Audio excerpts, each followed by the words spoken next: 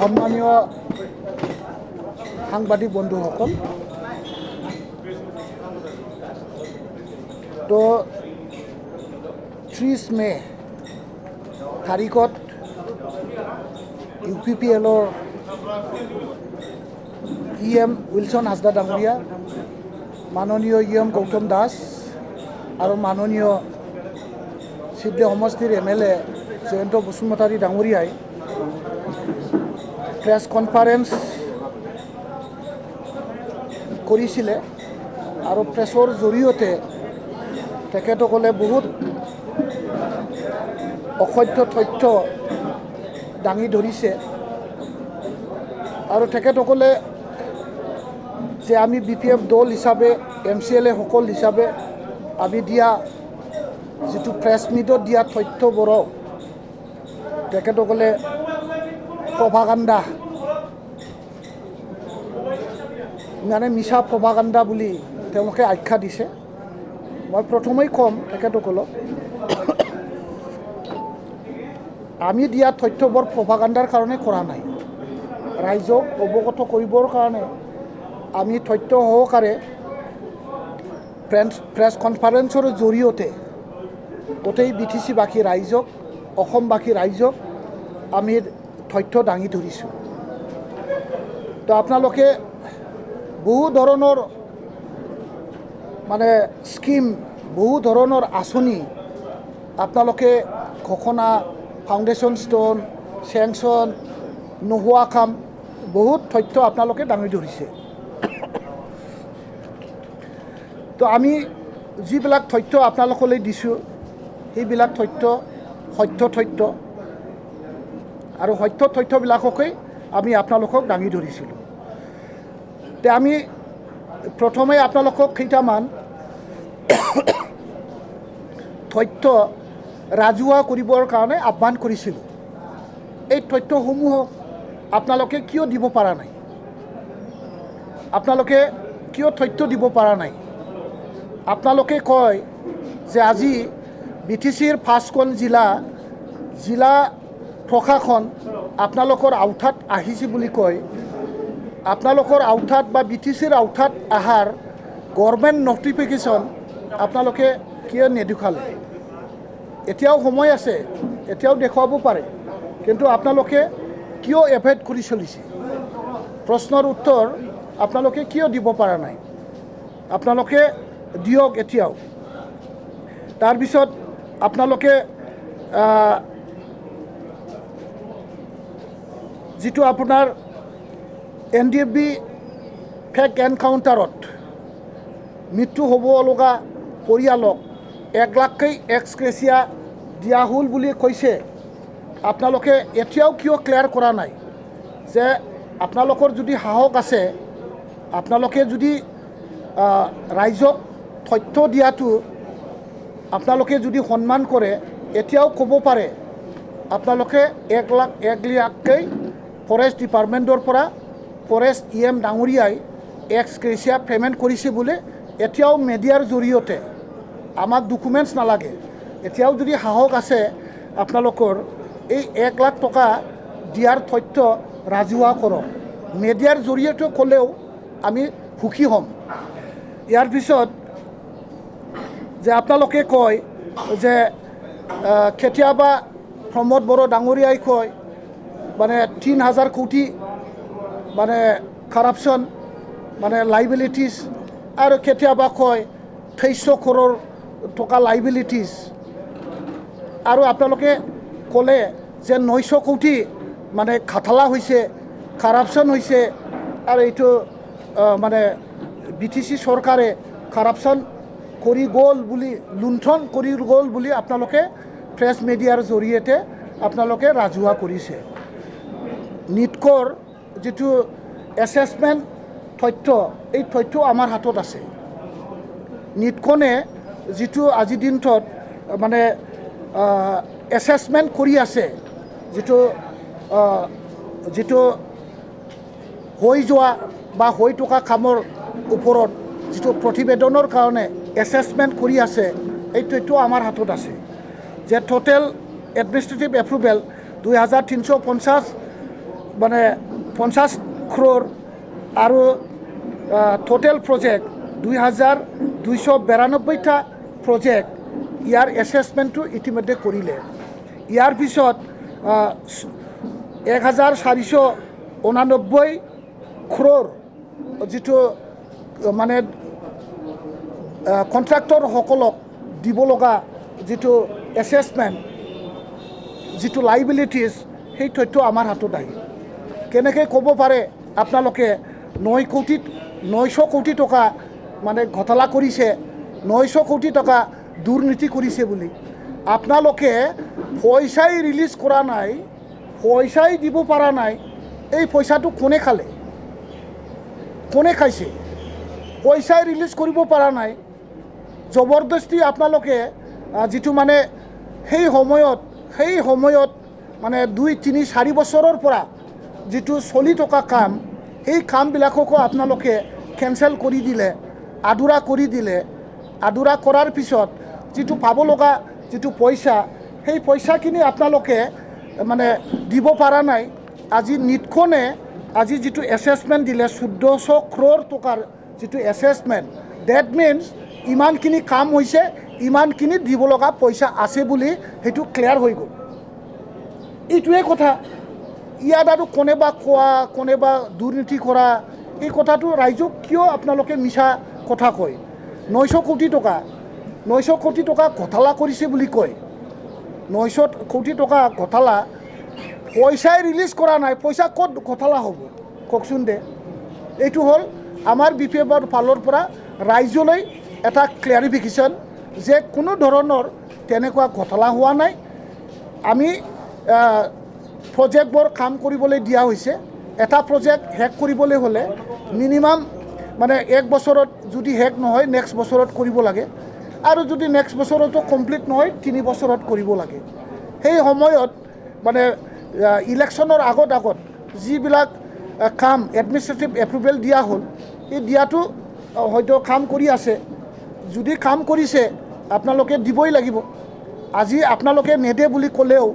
আজি হাইকোৰ্টৰ কথা আপোনালোকে প্ৰথমে কয় আমি পুৰাণা মানে কন্ট্ৰাক্টৰৰ পইচা নিদিওঁ বুলি কয় ৰাইজৰ আগত কোনো কন্ট্ৰাক্টৰৰ পুৰাণা পইচা নেদে বুলি কয় সিদিনা গভৰ্ণমেণ্ট স্পোক্স পাৰ্চন উৰুপ দে ডাঙৰীয়া উইলছন হাস্তা ডাঙৰীয়া তেখেতসকলে প্ৰেছ কনফাৰেন্সত নিজে স্বীকাৰ কৰিলে যে হাগ্ৰামা কাম কৰি থোৱা কামৰ এগেইনষ্টতে আমি পইচা পেমেণ্ট কৰি আমি নতুন কামেই কৰিব পৰা নাই আপোনালোকে নিজে কয় আমি নিদিওঁ আৰু আপোনালোকে নিজে সাৰ্টিফিকেট দি থাকে যদি হাগ্ৰামা মহিলাৰে ডাঙৰীয়াই মানে সেই সময়ত কাম কৰা নাই এনেই ৱাৰ্ক অৰ্ডাৰ ইস্যু কৰিছে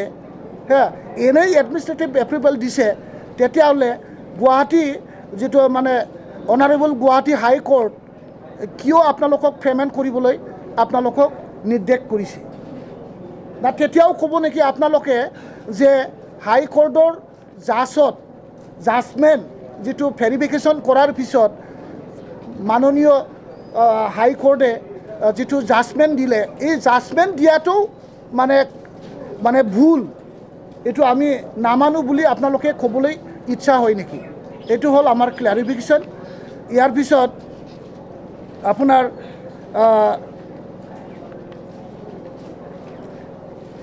যে এগ্ৰিকালচাৰ ডাঙৰীয়া পৰহি এটা ষ্টেটমেণ্ট দিছে যে 27 কোটি টকা আজিলৈকে পোৱা নাই বুলি কয় মই ডাঙৰীয়াই মোক ক্ষমা খুজিবলৈ কৈছে যে মই ক্ষমা খুজিম নে আপুনি ক্ষমা খুজিব লাগে আপুনি ভালকৈ চিন্তা কৰক আপুনি ৰাজহুৱাকৈ এনেকুৱা মিছা তথ্য দিব নালাগে ব্যক্তিগতভাৱে ডাঙৰীয়াক মই সন্মান কৰোঁ কাৰণ তেওঁ আৰ্মি বেকগ্ৰাউণ্ডৰ পৰা আহা আৰু ৰাইজক সেৱা কৰিবলৈ ৰাজনীতি কৰা ব্যক্তি হিচাপে মানুহ হিচাপে মই সন্মান কৰোঁ কিন্তু আপুনি তেনেকুৱা মিছা কথা ক'লে মই আপোনাক কিন্তু সন্মান নকৰিম মোক ৰাজহুৱাকৈ মানে ক্ষমা খুজিবলৈ কৈছে যে মই ক্ষমা খোজাৰ যোগ্য নে আপুনিয়ে ক্ষমা খোজাৰ প্ৰয়োজন আছে মই আপুনি ভাবি চাওক যে আপোনালোকে 2020-21 ফাইনেন্সিয়েল বাজেট এইটো BTC গভৰ্ণমেণ্টৰ এছেম্বলিত দিয়া তথ্য হয় এইটো মাননীয় চিফ প্ৰমোদ বড়ো ডাঙৰীয়া মোৰ প্ৰশ্নৰ উত্তৰত দিয়া তথ্য হয় 2020 চনত 2021 ফাইনেন্সিয়েল ইয়াৰত BTC মানে চৰকাৰ হিচাপে 671 crore 0.78 lakhs বাজেট এলোকেশন আছিল ডিপার্টমেন্ট ওয়াইজ এলোকেশন আছিল প্রথম আপনার 1 নম্বরত এলোকেশন আছিল 19 কোটি 94 লাখ 19,000 আপনার এলোকেশন আছিল তার পিছত রিলিজ এমাউন্ট আপনি খরচ করিলে 19 কোটি 94 লাখ 19,000 আপনি যিমান এলোকেশন পাইছিল হিমান এলোকেশন আপনি কমপ্লিট রিলিজ করিছে গোটেই BTC গভর্নমেন্ট হিসাবে 671 কোটি টাকা যেটো পোৱা রিলিজ 671 কোটি জিরো ব্যালেন্স আপনালোকে টোটাল কমপ্লিট পয়সা 2.5-3 মাহত আপনালোকে খরচ করিছে আপনি খরচ করছে না করা না মই নাজানো BTC গভর্নমেন্টে 3 মাহৰ ভিতৰত 671 crore টাকা ডিপাৰ্টমেন্ট ওয়াইজ এলোকেট কৰি ডিপাৰ্টমেন্ট ওয়াইজ ৰিলিজ কৰি খৰচা কৰিছে ইয়াৰ হিসাবটো মই বিচাৰিছিলো প্ৰমোদ বড়ো ডাঙৰীয়া কৈছে এটো ডিপাৰ্টমেন্টৰ লগত খৰচৰ হিসাব আছে ডিউ টু শৰ্টেজ অফ টাইম এই কম সময়ৰ ভিতৰত আমি স্কিম আৰু শৰ্টেজ অফ টাইম আমি লিষ্ট কোন প্ৰজেক্টৰ লিষ্ট আৰু বেনিফিচিয়াৰি লিষ্ট এইটো আমি দিব নোৱাৰিল বুলে মোক এছেম্বলিত উত্তৰ দিছে সেইটো আপুনি চাও তাৰ পিছত 2021 আৰু 22 যোৱা ফাইনেন্সিয়েল ইয়াৰত আপুনি এগ্রিকালচার ডিপার্টমেন্ট হিসাবে আপনি কিমান পাইছে আপনি 25 crore টাকা আপনার এগ্রিকালচার ডিপার্টমেন্টত এলোকেশন আছে 25 কোটি টাকা এলোকেশন দিয়া আছে তার পিছত যোৱা 31 মাহলৈকে আপ টু ডেট আপনার এক্সপেন্ডিচার আছে 24 কোটি 7,10,375 আপনি ইতিমধ্যে খরচ করিলে 24 কোটি 7,10,375 এতিয়াও আপনার ডিপার্টমেন্টত 1 কোটি 42,89,625 টাকা 94.40% আপনি প্রগ্রেস করিছে ইউটিলাইজ করিছে তথাপিও কয় আপনি 27 কোটি টাকা পোৱা নাই 27 কোটি টাকা মই দেখাই নাই ইমান টাকা পালে মই বহুত ভাগ্যমান হলে হয় মই বহুত কাম কৰিব পাৰিলে হয় বুলি আপুনি কোৱা কথাটো অসত্য কথা হয় আপুনি দুটা বছৰত আপুনি ইতিমধ্যে পইচা পালে আপুনি 45.44 crore 45 কোটি 44 লাখ টাকা আপুনি এলোকেশন পাইছে আপুনি খৰচ কৰিছে ইয়াৰে আমি হিসাব বিচাৰিছো আপোনাৰ আপুনি হিসাব দিব নোৱাৰে এটো it is up to you কিন্তু মই পইচা পোৱা নাই মোৰ ডিপাৰ্টমেন্টত ইমান টাকা আহা নাই মই পইচাই দেখা নাই 7 মাহৰ ভিতৰত ইমান পইচা কত খৰচ কৰি তো আপোনালোকে হিটু কথা কয় এতিয়া আপোনালোকে এটা মানে এস্কেপিস্ট এটা মন্তব্য কৰে যে আমি কাম কৰিবলৈ সময়ে পোৱা নাই 7 বা 8 মাহত আমি কিমান কাম কৰি বুলি কয় আপোনালোকে 671 কোটি টাকা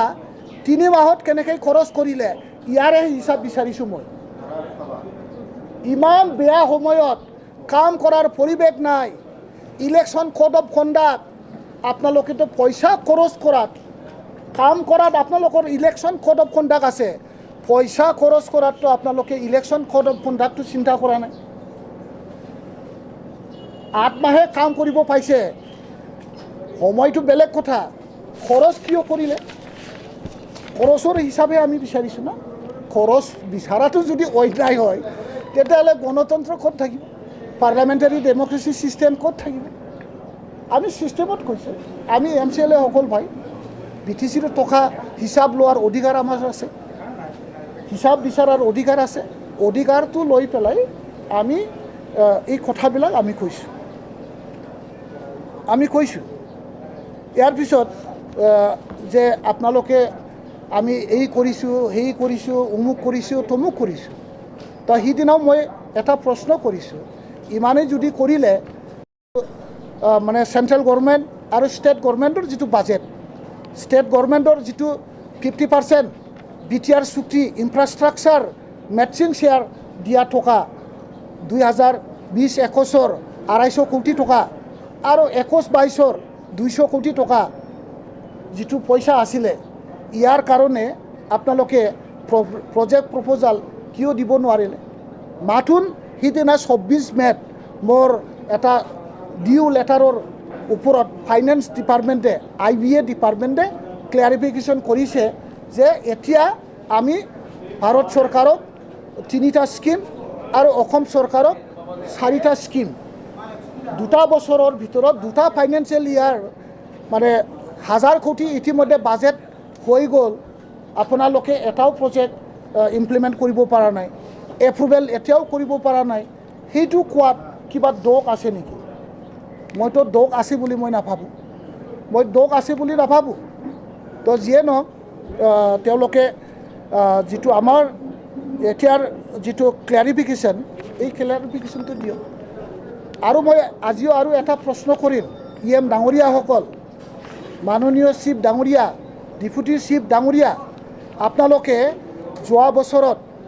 আমাৰ শিক্ষকসকল, কলেজৰ মাষ্টাৰসকল, স্কুলত হাইস্কুল, ছেকেণ্ডাৰী, হায়াৰ ছেকেণ্ডাৰীত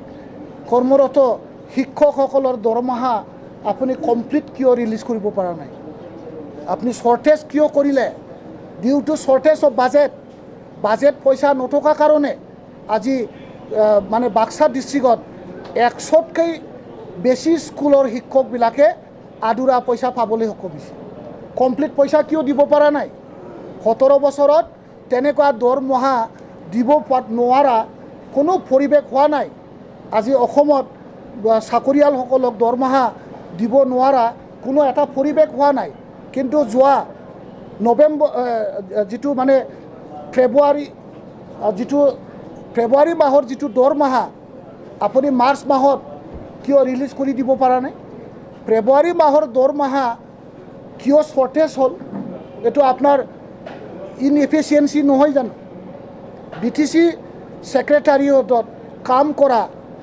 আমলাসকলৰ এইটো ইনচিনচিয়াৰিটি হয়নে নহয়? আপোনালোকৰ ইনচিনচিয়াৰিটিৰ কাৰণে আজি BTC অঞ্চলত কাম কৰা শিক্ষকসকলে ফেব্ৰুৱাৰী মাহৰ দৰমহা বহু শিক্ষকে নোপোৱাকৈ থাকিব লগা হ'ল। আপুনি এতিয়া দিব পাৰিব? এতিয়া যিটো মানে কিবা থাকিল লাইবিলিটিছ হ'ল নে নহ'ল? এইটো ক'বলৈ গ'লে মাষ্টাৰসকলৰ 2021-22 ফাইনেন্সিয়েল ইয়াৰৰ দৰমহা দিব নোৱাৰাটো লাইবিলিটিছ বুলি আমি ক'ম নেকি? আপোনালোকৰ নিচিনা আমি ক্লেইম নকৰোঁ। এই টকাটো এতিয়া এৰিয়াৰ হিচাপে আপোনালোকে পে'মেণ্ট দিয়ক। আপোনালোকে পে'মেণ্ট দিয়াৰ ব্যৱস্থা কৰক। দৰমহা দিব নোৱাৰা পৰিৱেশ কিয় সৃষ্টি হ'ল? অসমে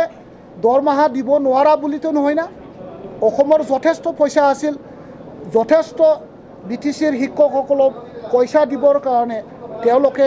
ৰেডি আছিল। আপোনালোকে সময়মতে ছাপ্লিমেণ্টাৰী মানে পইচা বিচাৰিব নোৱাৰিলে, যাৰ ফলত আজি শিক্ষাগুৰুসকলে নৱেম্বৰৰ কষ্ট কৰা নিজৰ পাব লগা দৰমহাখিনি বঞ্চিত হ'ব লগা হ'ল। ধন্যবাদ। ইয়াৰ উত্তৰ মই বিচাৰিলোঁ।